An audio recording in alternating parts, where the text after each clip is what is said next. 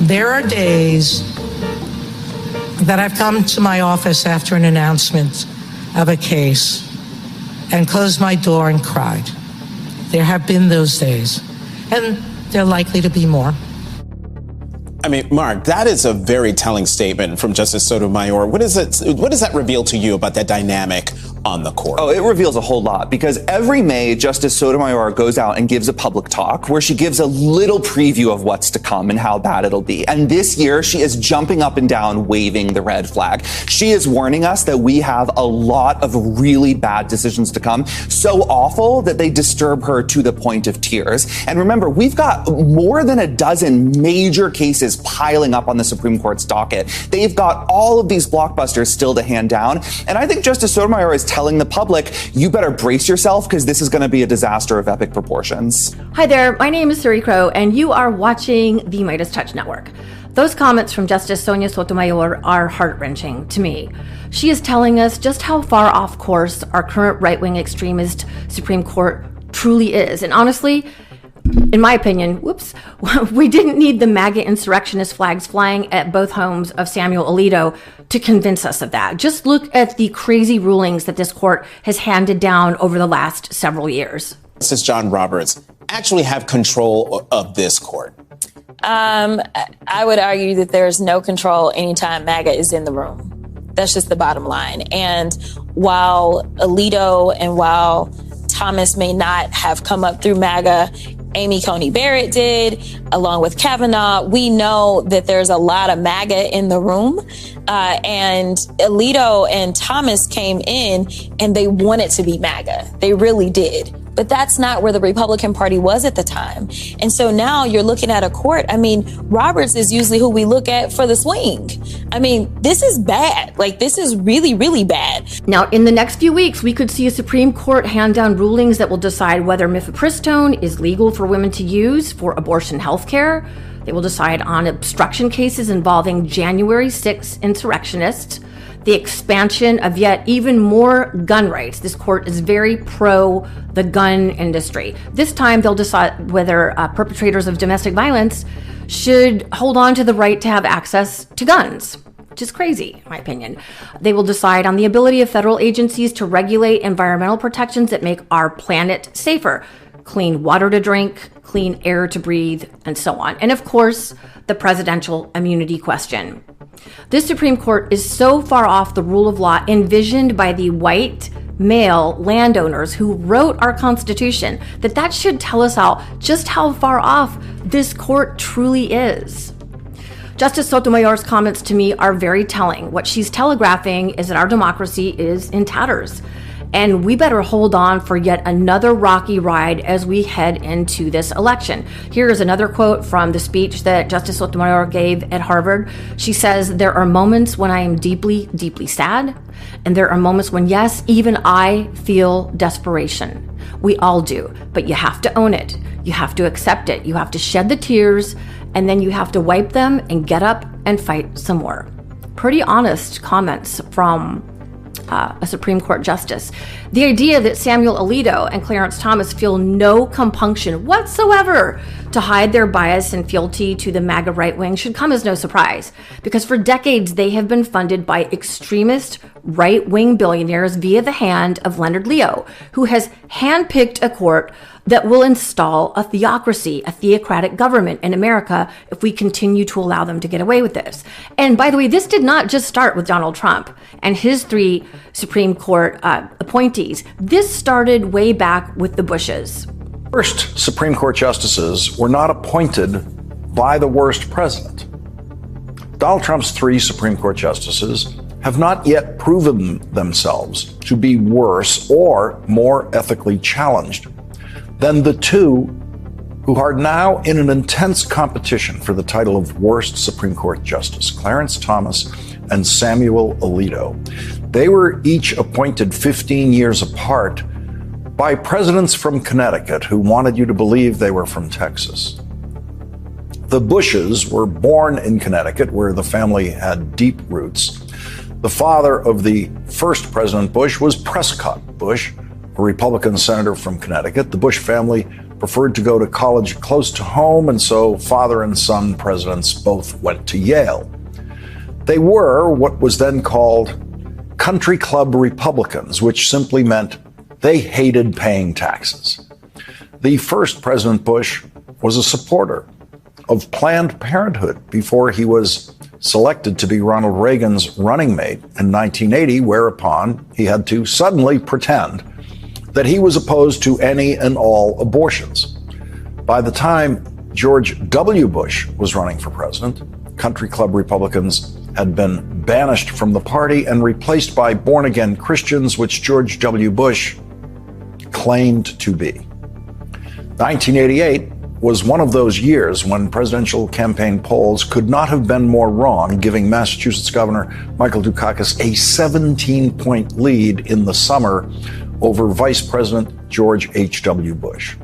We are suffering with the reign of Clarence Thomas on the Supreme Court because George H.W. Bush won the presidential election in 1988, served only 1 term, and left only 1 legacy: Clarence Thomas.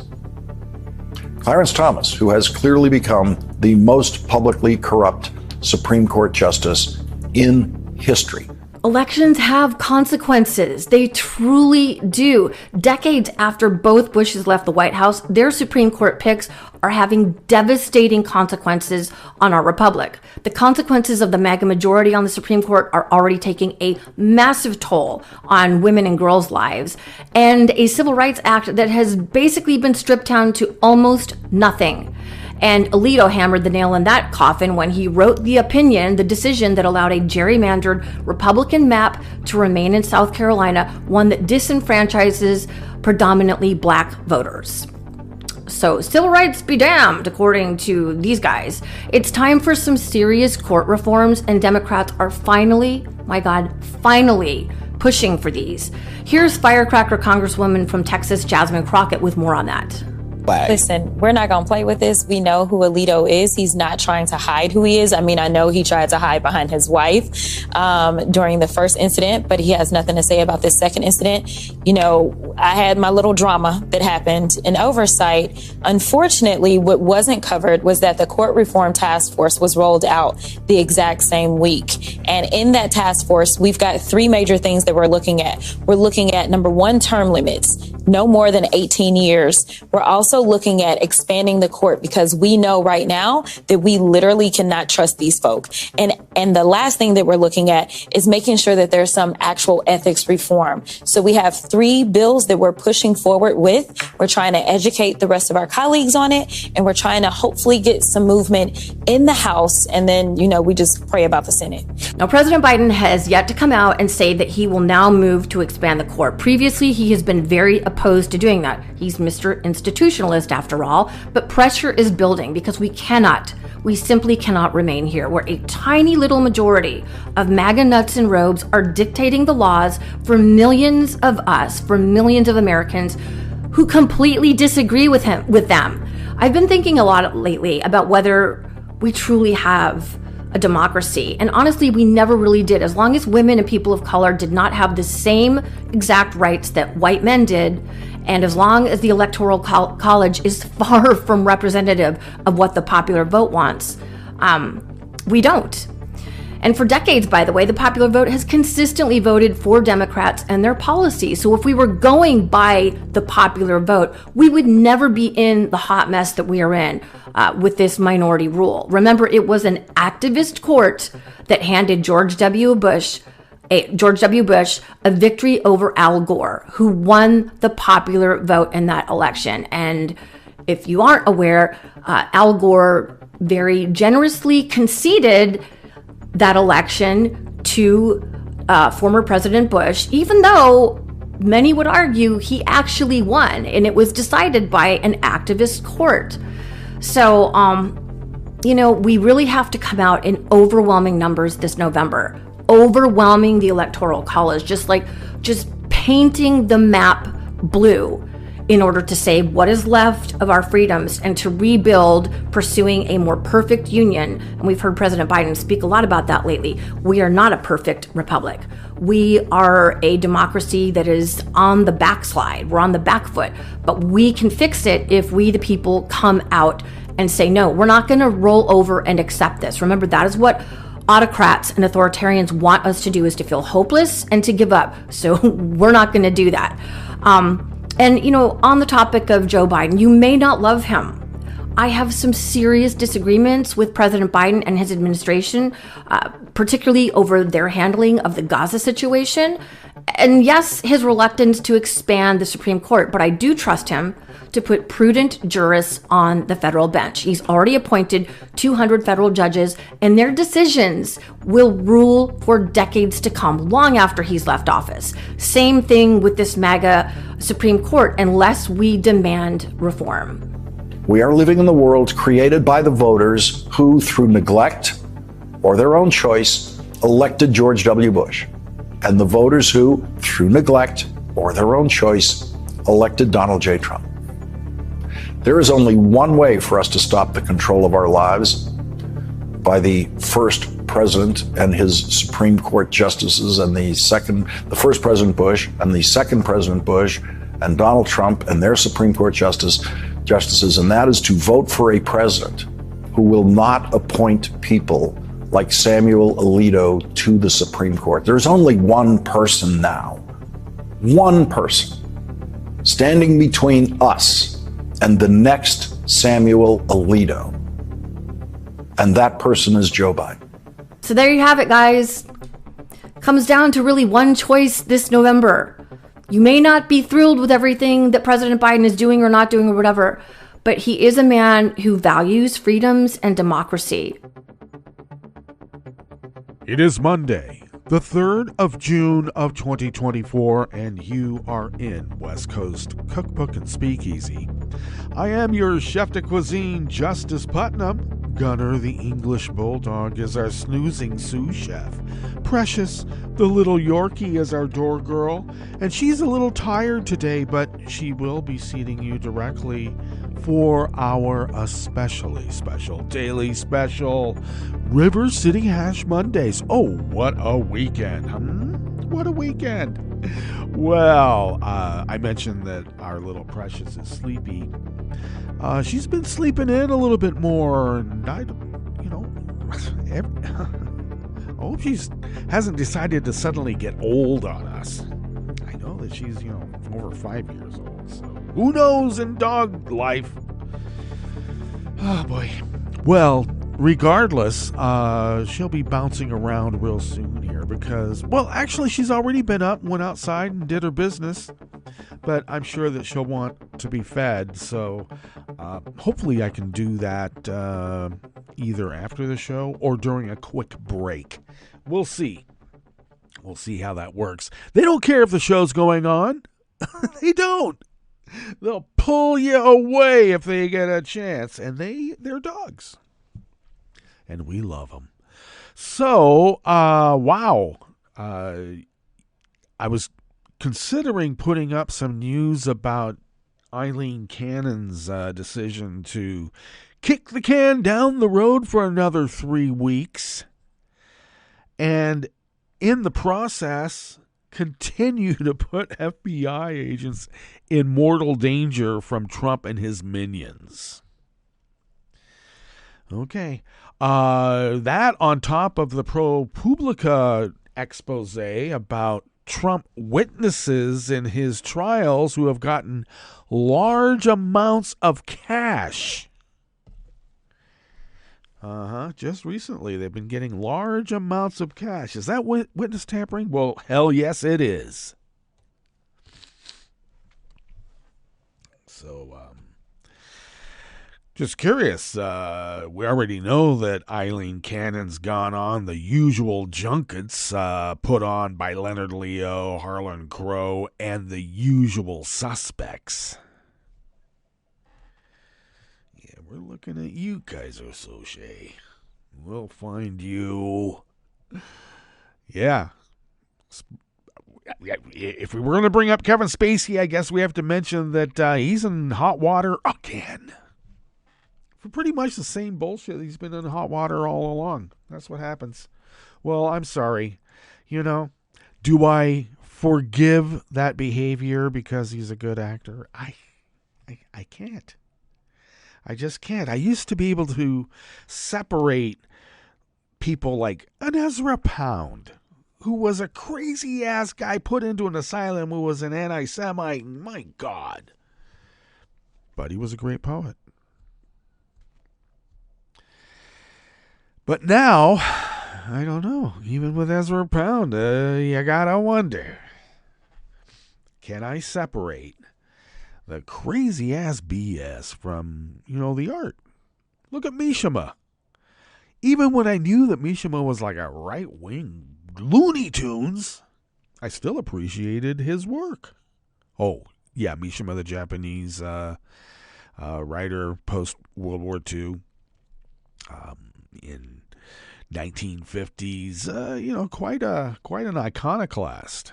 Guy committed seppuku because he didn't get his way about raising up the shogun spirit to take over, from this liberal democracy that was arising. You can't have that. Guy's a crazy-ass Looney Tunes. So much so that he tried a military coup that none of the military they looked at him and laughed.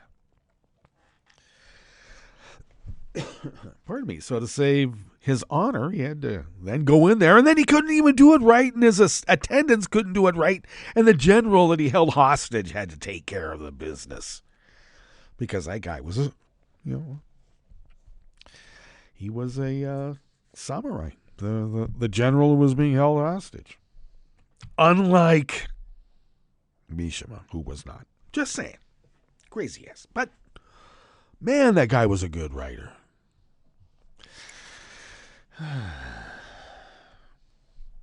I look for the rightist and right-wing BS in his writing. And, I guess it's there.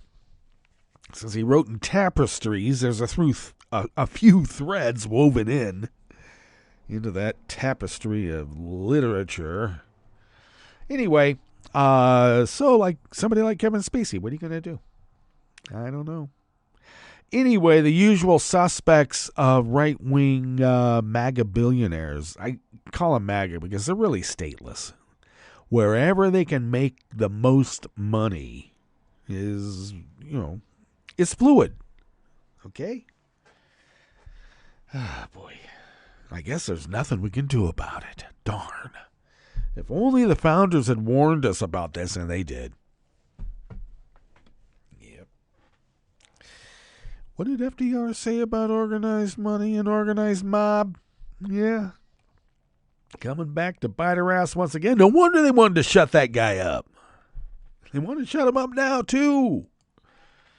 Yes, they do.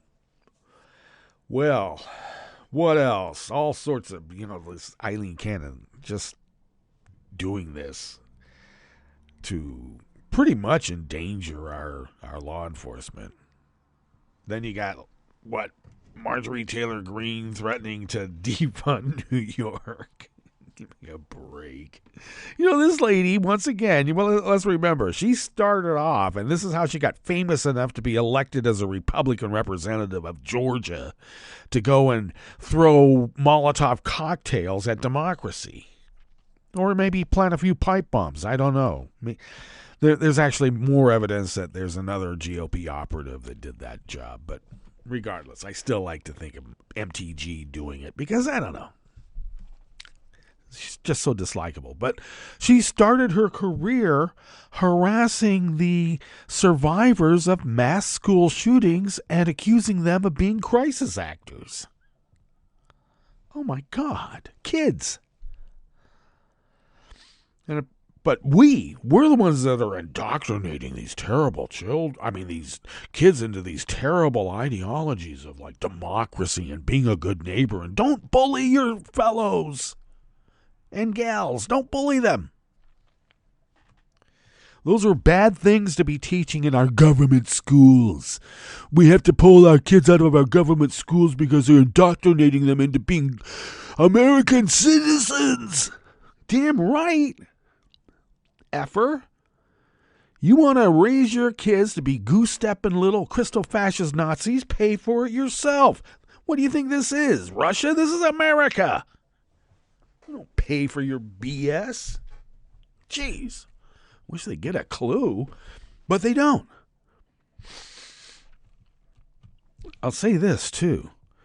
There's an uncomfortable silence from the local MAGAs lately, which is quite bothersome because usually they're in your face. And the only other time they went silent for a little while was back in 2016, and then the shit hit the fan, and then 2020, it had it even worse. The summer before January 6th, let's remember, it wasn't just rhetoric. They had dress rehearsals and taking over state houses all over the United States. And then they went radio silent for an ever so brief time. So, yeah, there's an uncomfortable silence that I'm a little uncomfortable with. So, and I only mention that because I noticed that whatever restrictions the administrator on the local town page put on me has been lifted because I don't really post political stuff on the main timeline of that page. I only respond to it.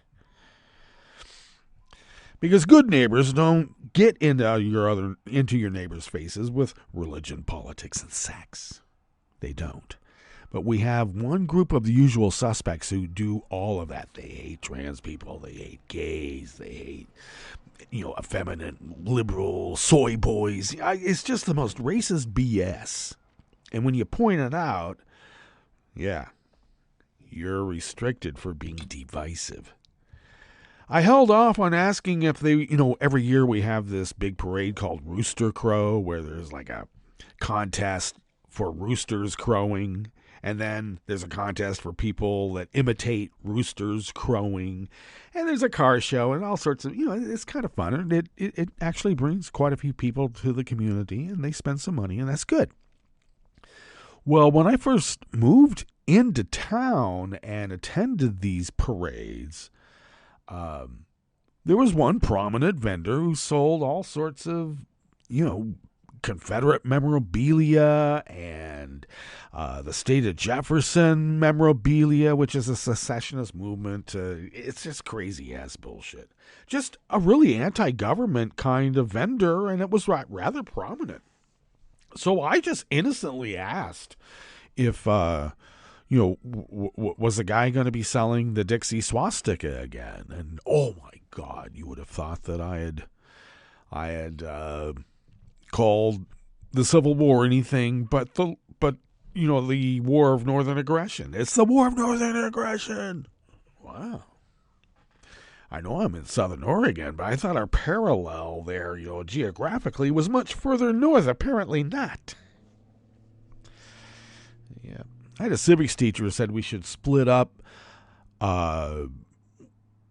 he was mentioning California, but you could do the same thing with America. Instead of geography determining what people live and where they are and what their communities are, do it demographically. So places like Santa Monica would be quite liberal, whereas those who live in, Irvine would have been quite conservative. Or to bring it even more home, people who lived in Laguna Beach at one time were much more liberal than the people who lived, just in Costa Mesa, just up Highway 1, just a little bit. In the Bay Area, people lived in like Danville and Walnut Creek. That's sort of like Southern California, whereas the Bay Area is Northern California. Okay, the true Bay Area. Let's just be clear. That's sort of like what he was saying. So we could do that with America as well, obviously. But since we don't, we're stuck. And oh boy. So Marjorie Taylor Greene wants to defund New York. Yeah, good luck with that.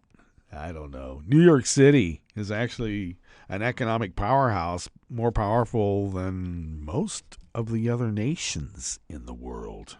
Nations. Not just cities. Much more powerful than even Russia, that's bouncing around what Italy is able to do. And Italy's not doing so good. Never has. Let us be clear.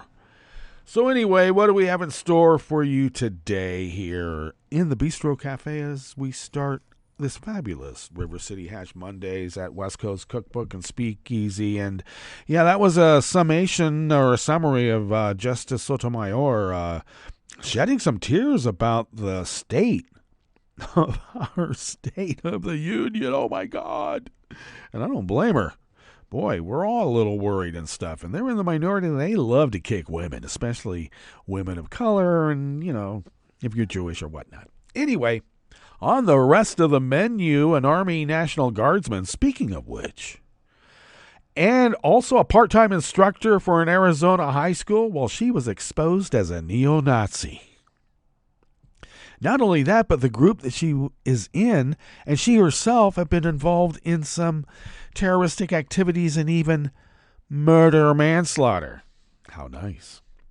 Yeah, we're the ones indoctrinating kids into bad things. Right. With rates climbing, more Oregonians had their electricity or natural gas service cut off in April than at any time in the 6 years the state's been tracking disconnections. Wow, that really sucks. And mosquitoes carrying the West Nile virus have been found in Los Angeles County.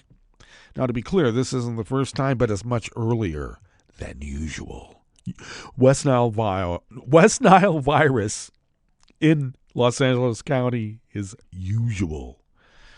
Okay. Guess I'm not going down into the county when I go for my mom's celebration of life. We're going to have it up in the high desert. Hopefully we'll be safe. After the break, we move to the chef's table where Iceland elected businesswoman Halla Tómasdóttir as its new president. Now, Iceland has a long track record of electing women as their presidents, while physicist and climate scientist Claudia Scheinbaum holds an irreversible lead in the race that has now made her Mexico's first woman president. Oh, and guess what? She's also Jewish. Just to put that in there, since David said that not too many have been reporting that fact. And congratulations. All that and more on West Coast Cookbook and Speakeasy. Bon appetit.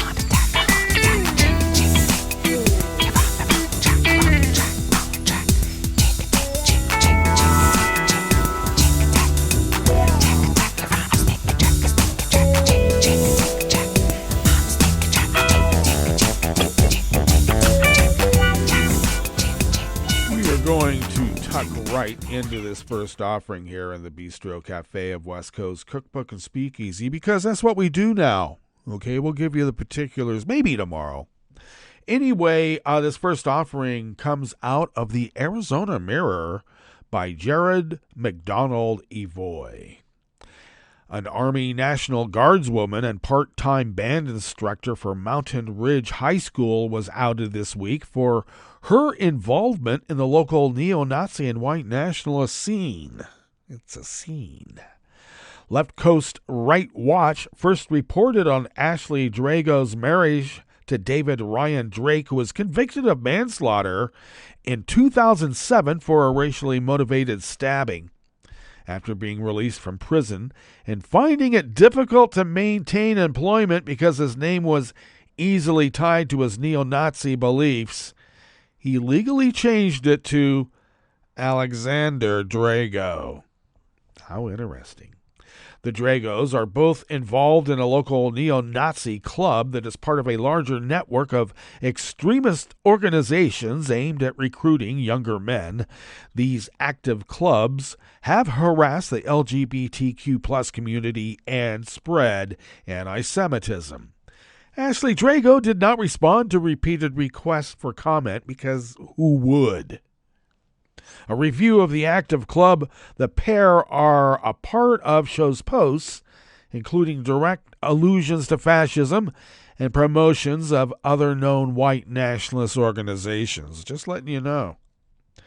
They're accusing us of indoctrinating their kids into being proper American citizens, because that's a bad thing to them. Ashley Drago is a member of the Arizona Army National Guard, where she plays saxophone for the 108th Army Band and is pictured in Instagram photos posted by the Army. The band was slated to perform for Governor Katie Hobbs earlier last week at a Memorial Day service. The governor's office declined to comment if she was part of that service. However, Hobbs' office was informed of Drago's neo-Nazi ties before the event, which a spokesman said were quickly forwarded to National Guard leaders who are now investigating Drago. Nice vetting process you guys got there. Governor Hobbs condemns hate and extremism and takes this report very seriously, Hobbs spokesman Christian Slater said in an email statement. Extremism has no place in the military. Once the governor's office became aware of the National Guard members' alleged beliefs, the information was shared with the state's National Guard to conduct a thorough investigation in accordance with standard policies and procedures. For 2 years, Drago has been a part-time music instructor at Mountain Ridge High School in Glendale, but officials from Deer Valley Unified said she will no longer teach at the school. Prior to joining the district, she underwent and passed a background fingerprint check The Deer Valley Unified School District said in an email statement to the Arizona Mirror in an accent that's just totally made up on the moment, because how can you have an accent in an email statement? Well, you can here. During her tenure at MRHS, there were no reports of or concerns related to her sharing any sort of ideology with students or staff. Ms. Drago has completed her employment contract with the school for the 23-24 school year and is not scheduled to return in the fall. Well, that's one way of avoiding it, because I got to tell you, she put her little fingers into people, because their whole modus operandi, their mission statement is to get younger kids involved in this, particularly young males, disenfranchised ones. Ashley Krogstad and Alexander Drago married in May of 2021 in a ceremony that was overseen by an organizer of the Neo-Folkish Astra Folk Assembly, according to reporting by the LCRW, and other members of the SPLC designated hate group were present. Photos archived show the Alexander Drago wearing a shirt with the RWDS shirt, which is an acronym for Right Wing Death Squad. In 2006, he attended a party in Cave Creek wearing neo-Nazi regalia, including a swastika armband, and used a 6-inch blade to stab 18-year-old David Michael Scarano to death after Scarano mocked Drago's outfit. Scarano, who was of Mexican, Native American, and Italian heritage, was unarmed. A 911 dispatcher heard Drago use racial slurs against Scarano before killing him.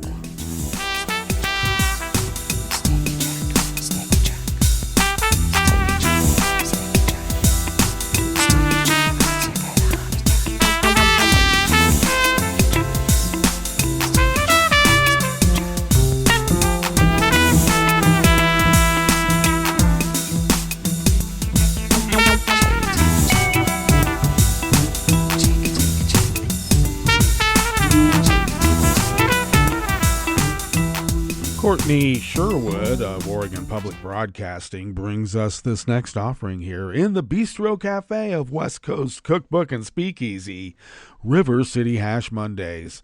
More Oregonians had their electricity or natural gas, I would say electricity and natural gas, cut off in April than at any time in the 6 years the state's been tracking disconnections, according to the head of Oregon Citizens Utility Board in a presentation that was given to the State Senate Committee last Thursday.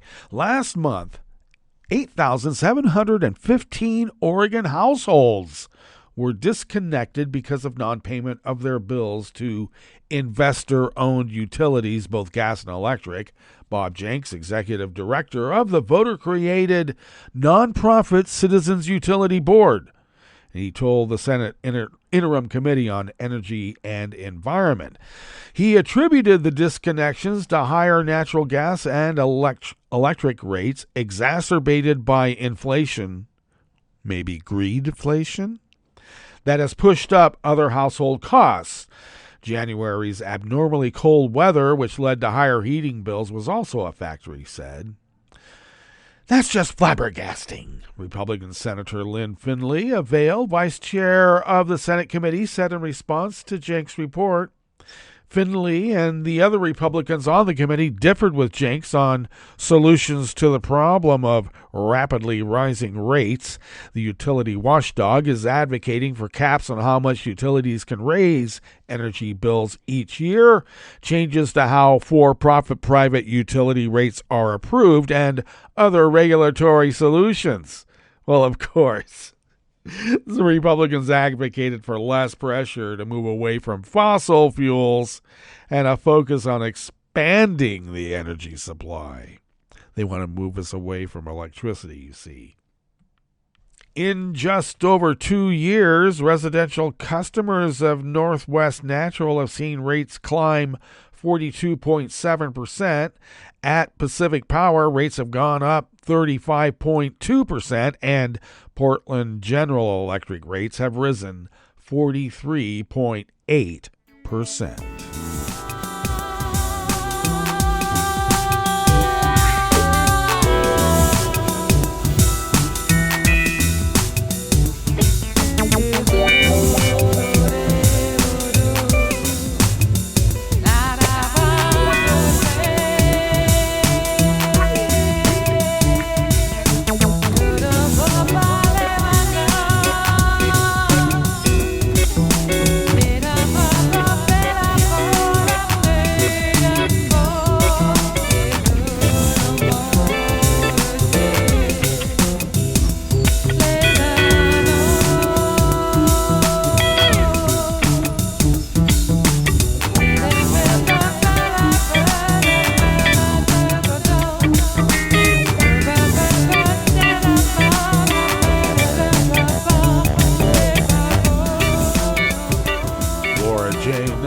Of the Los Angeles Times brings us this final offering here in the Bistro Cafe of West Coast Cookbook and Speakeasy. Los Angeles County has detected mosquitoes carrying the West Nile virus for the first time this year. The mosquitoes were recovered in a trap in the Winnetka neighborhood of the San Fernando Valley. While the presence of the West Nile virus in our community is not unusual, this early detection serves as a critical reminder for all residents to take preventative action, said Steve Vetrone, the Director of Scientific and Technical Services at the Vector Control District, said, "We urge everyone to protect themselves from mosquito bites and to eliminate standing water around their homes where mosquitoes can breed. About 20% of people infected with West Nile virus have symptoms which can include fevers, headaches, body aches, nausea, skin rashes, and fatigue. In rare cases, the infections can lead to serious brain and spinal cord inflammation. People who are 60 and older have a higher risk of complications. There is no human vaccine for West Nile virus. Public health officials say the best way to protect yourself is to wear insect repellent and long sleeves and pants in mosquito-infested areas." Well, that brings us to our break, and when we get back from that break, we will go through weather from around the world, and we will finish up with the stories that we've curated for you today. You are listening to West Coast Cookbook and Speakeasy, and we will be right back. You are listening to netrootsradio.com. Please hang up and try again.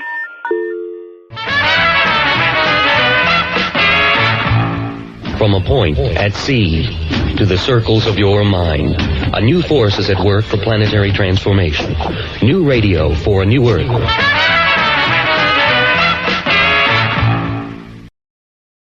This is Take Two Movie Review. I'm Clinton Johnston. This week, Q&A, bait and switch. So Anya Taylor-Joy is interesting casting for the title character of Furiosa, a Mad Max saga. She has a lightness to her, even without having starved herself. So different from Charlize Theron, who originated the character in Mad Max Fury Road. It's the difference between, oh awesome, it's Anya Taylor-Joy, and holy crap, that's Charlize Theron. So I wondered why Taylor-Joy for this post-apocalyptic mayhem? And also, why do we keep making these movies? I already know that every time I turn on my car, I'm driving our great-grandparents' nails further into our grandkids' coffins. And then I thought, you know how director George Miller and his writing partner Nick Nathuris gave us a bait and switch with Mad Max Fury Road, which you should certainly watch before seeing this film. Here's Tom Hardy, and we think we're going to get another Mad Max throwdown, but then Fury Road turns out to be all about Theron and Furiosa liberating Immortan Joe's harem of wives, a film that spoke directly to our times, and as proof, all the misogynist bro boys were all up at arms yelling, bleep this PC Me Too bull bleep, get these bleeps out of our car and truck-tosterone desert death orgy. Well, in the same way, Furiosa, a Mad Max saga, is not a Furiosa origin story, even though she and it are both there. What Miller and crew have really made is an epic war movie. Sadly, again, a film for our time. And the actual lead is the latest new character to Steele Miller's show, Dementus, played by Chris Hemsworth. And you don't need the gravitas of a Theron Furiosa getting in the way of that, especially as the brilliance of Furiosa, a Mad Max saga, and saga is the right word, is that this whole carnival of carnage comes down to one still scene at the end, which is mostly a Hemsworth speech, where I think Miller and Lathuris answer why we keep ending up here. See it. They're not feel-good answers, but it doesn't mean they're wrong. This has been Take Two Movie Review. I'm Clinton Johnston. Catch up with us at take2moviereview.com and feed us back on our channel on YouTube.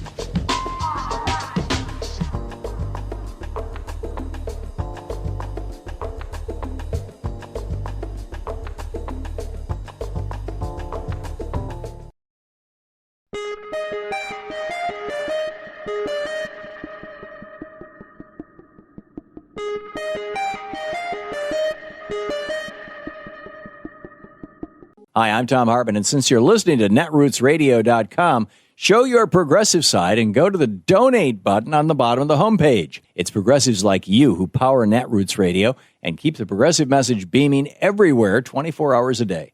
Just go to our donate button at the bottom of netrootsradio.com. Thank you for keeping progressive radio at full power.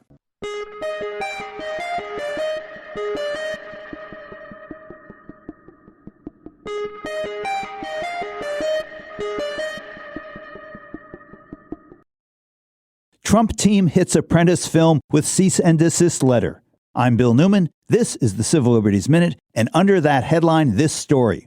The docudrama The Apprentice, which just premiered at the Cannes Film Festival, depicts Trump during the 1970s and 80s. Trump's lawyer accused the filmmaker of creating a concoction of political lies that defame the former president and constitute election interference. Part of Trump's defamation claim involves the allegation that Trump sexually assaulted his first wife, Ivana, an allegation Trump has denied. Ivana Trump made that allegation, but later recanted it, saying she felt violated, but nothing criminal occurred. Some of Trump's legal hurdles? Movies are protected by the First Amendment, and statements about public figures are not libelous unless a falsehood is published with knowledge that it's false or with reckless disregard for whether it's true or not, what the law calls actual malice. That's an intentionally high standard established by the Supreme Court 60 years ago in a case where supporters of Martin Luther King placed an ad in the New York Times criticizing the Montgomery, Alabama police for their treatment of civil rights protesters. A free press depends on creators of content being free to report on the powerful without fear of lawsuits and bankruptcy. A lower standard would chill freedom of the press and constitute a threat to all of us. The Civil Liberties Minute is made possible by the ACLU because freedom can't protect itself. You're listening to the American Democracy Minute, keeping your government buy-in for the people. We reported last week on U.S. Supreme Court Justice Samuel Alito's opinion in a South Carolina case, finding no racial gerrymandering when 30,000 black voters were moved to dilute black voting power in the state's 1st congressional district. Scholars found even more voting rights damage in the fine print. The High Court's majority found that the South Carolina NAACP didn't prove the South Carolina legislature gerrymandered for racial reasons, just partisan reasons, allowed by the 2019 Rucho decision. Most observers agree that the decision unleashes racial gerrymandering cloaked as partisan gerrymandering for future redistricting cycles. But nested in Alito's opinion, scholars found two disturbing messages to lower courts. University of Nebraska law professor Brandon J. Johnson writes that Alito's opinion, quote, also moves the goalpost for what is required of plaintiffs bringing racial gerrymandering claims. Plaintiffs will now be essentially required to produce a model map that would have the same partisan effect with a different racial makeup in order to succeed on their claim. UCLA Law's Professor Rick Hasson and other scholars point out that Alito also gave state legislatures a presumption of good faith when redistricting, despite widespread recognition that gerrymandering is an inherently bad faith activity. Expect more brazen gerrymandering to go unchecked by the courts. Find links to the analysis at AmericanDemocracyMinute.org. I'm Rick Smith, and this is Labor History in 2. On this day in labor history, the year was 1934. That was the day striking Toledo auto light workers ratified an agreement securing a number of first gains. Workers won union recognition, wage increases, mechanisms to arbitrate grievances and demands, and the rehiring of all workers. National Guard troops were withdrawn 2 days later. It was truly a breakthrough in industrial organizing. Victory was ensured by a number of factors. Certainly, the 6-day running battles that killed 2 strikers and injured hundreds more had a profound impact. But by the end of May, 85 of the 103 unions affiliated with Toledo's Central Labor Union had voted in favor of a general strike. As well, the powerful Edison workers demanded raises and union recognition with the International Brotherhood of Electrical Workers. Their business agent led the Committee of 23 that sought to organize the general strike in Toledo. On June 1st, 40,000 trade unionists amassed for a rally at Lucas County Courthouse Square, ready to strike. By then, the AFL had already appealed to President Roosevelt to intervene. Edison workers won big the next day with a 22% raise and union recognition. And then the tentative agreement was reached between Autolite and the UAW Local 18364. Historian Brian Palmer notes, these victories wrote finish to any mobilization for a general strike, but they paved the way for ongoing union victories in the automobile industry. Before the year was out, 19 more auto parts plants in Toledo would fall to union organizers. A General Motors plant was rocked with the first successful strike in the history of this corporate giant, the opening blow in what proved to be a long and taxing effort to establish trade unionism in the open shop bastions of the automobile industry.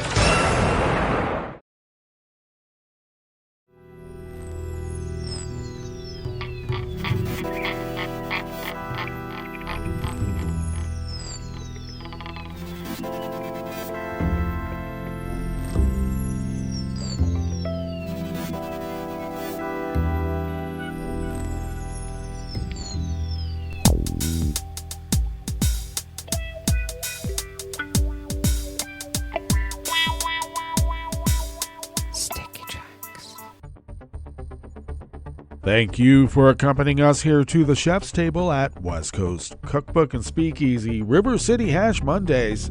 We always begin weather from around the world along the banks of the Rogue River in the Rogue River Valley of Southern Oregon on the west coast of the continental United States of America, where it is currently 64 degrees Fahrenheit, expecting highs in the low to mid 70s today with cloudy skies early, then partly cloudy this afternoon. Winds out of the west at 5 to 10 miles per hour. We did get quite a spot of rain yesterday and even more overnight, and it looks like we'll have a few clouds overnight with lows in the mid-50s, winds out of the northwest at 5 to 10 miles per hour. Then sunshine and clouds mixed tomorrow with a stray shower or thunderstorm rolling through.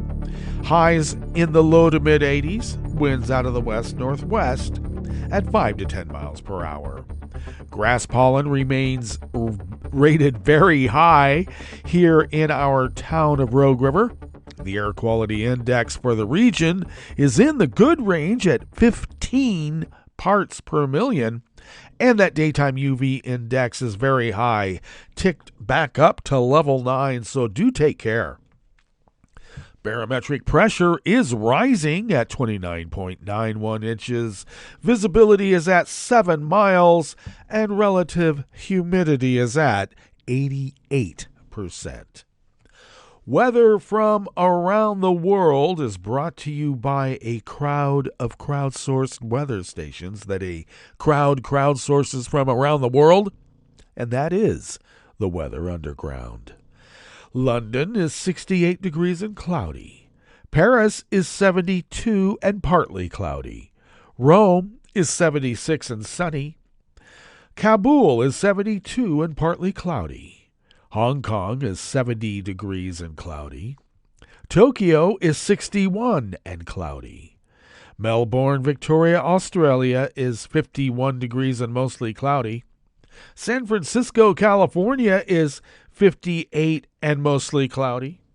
Chicago, Illinois is 75 degrees and partly cloudy, and New York, New York is a sweltering 80 degrees Fahrenheit and sunny. And that is weather from around the world, brought to you by a crowd of crowdsourced weather stations that a crowd crowdsources from around the world.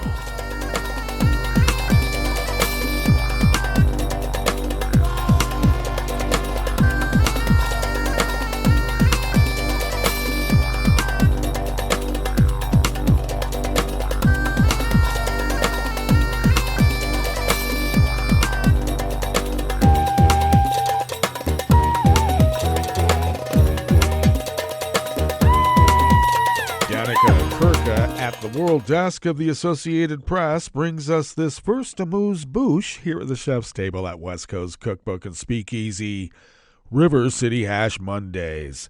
Hala Tómasdóttir, a businesswoman and investor who won Iceland's presidential election, topping a crowded field of candidates in which the top three finishers were women, the country's national broadcast service reported. Tómasdóttir was elected to the largely ceremonial post with 34.3% of the vote, defeating former Prime Minister Katrín Jakobsdóttir with 25.2% and Hallhrún Logadóttir with 15.5%.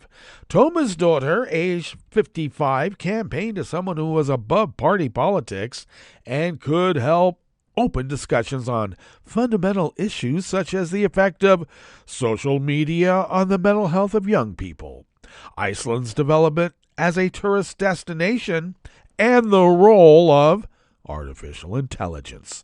She will replace President Guðni Johannsson, who did not seek re-election after 2 4-year terms. Tómasdóttir will take office on August 1st. Iceland, a Nordic island nation located in the North Atlantic, has about 384,000 people and a long tradition of electing women to high office. Vigdís Finngetabótdóttir was the first democratically elected woman president of any nation when she became Iceland's head of state in 1980.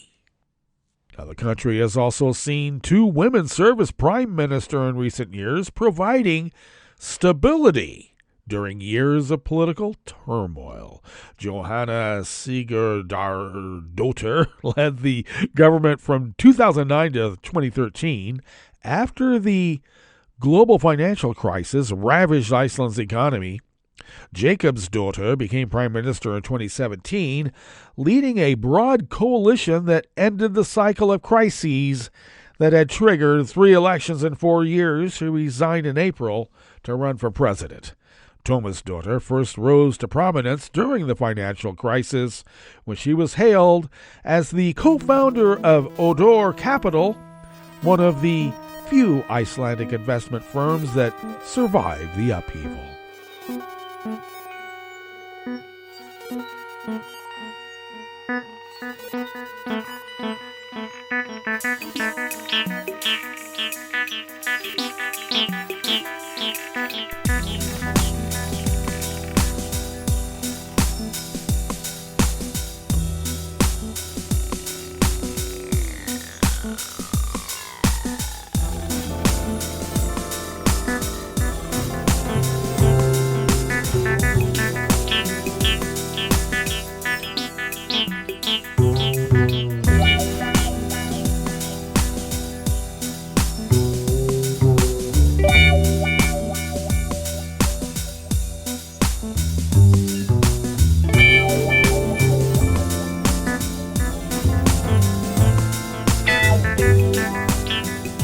Maria Berza and Mark Stevenson at the World Desk of the Associated Press brings us this final amuse-bouche here at the Chef's Table at West Coast Cookbook and Speakeasy.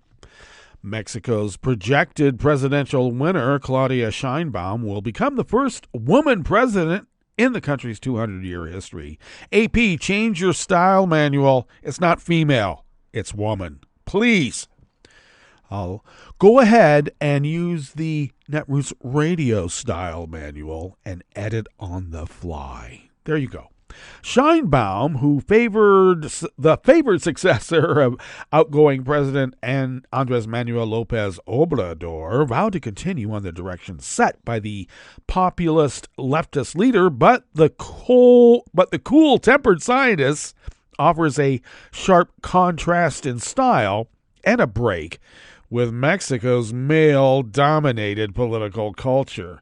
The National Electoral Institute's president said Scheinbaum had between 58.3% and 60.7% of the vote, while opposition candidate Galvez had between 26.6 and 28.6, and Jorge Mañez had between 9.9 and 10.8% of the vote.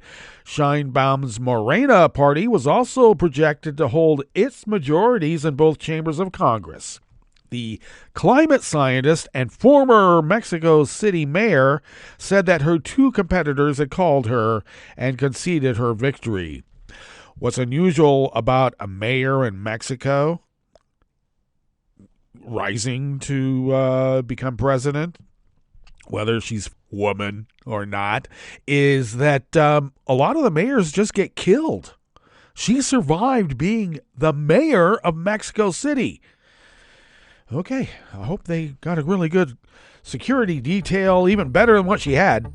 The official preliminary count put Scheinbaum 28 points ahead of Galvez, with nearly 50% of polling places reporting. The fact that the two leading candidates were women had left little doubt that Mexico would make history, and they did. Well, that brings us to the end of our broadcast period for the day, but you do know Netroots Radio broadcasts on, and we will meet up here tomorrow for Tarrytown Chowder Tuesdays. So do stay tuned to Netroots Radio all day and all night for all the breaking news as it breaks. And we will meet up here tomorrow, right here in West Coast Cookbook and Speakeasy. Bon appetit.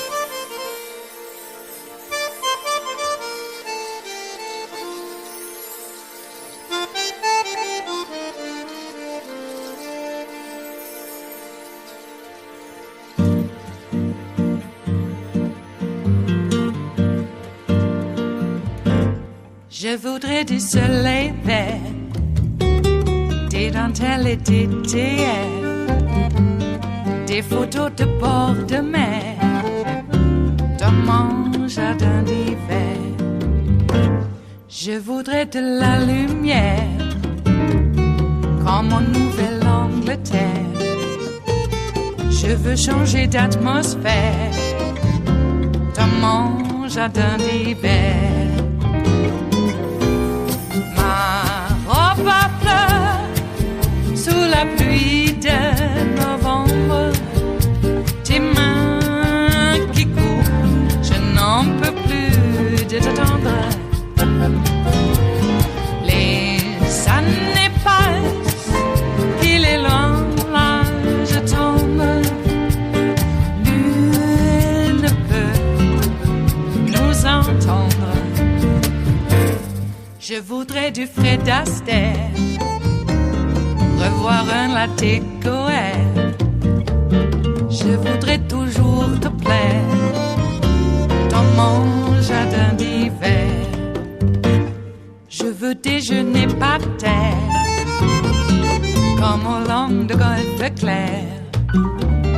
T'embrasser les yeux ouverts dans mon jardin d'hiver.